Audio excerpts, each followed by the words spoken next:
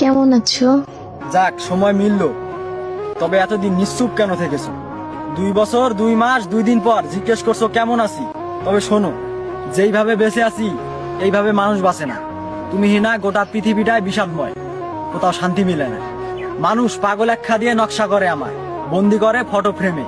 এমন তো হওয়ার কথা ছিল না যদি তুমি থাকতে আমার প্রেমে। 60 বছরের জীবনের অর্ধেকটাই তো কেটে গেল।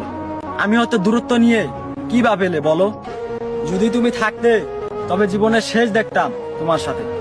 এতটা ভাঙবে, কষ্ট পাবে জানতাম না। আমার সাদা কালো শহরে আমি ঠিকই রঙিন, তবে তোমার রঙিন শহরে কেবল হয়েছি ক্ষয়। এটা জীবন থেকে নেওয়া এক শিক্ষা, তাই এটা কষ্ট নয়। আজও কি ভালোবাসো আমায়? মৃত্যুর কয়েক সেকেন্ড বাকি থাকবে, তারপরেও ভালোবাসবো তোমায়।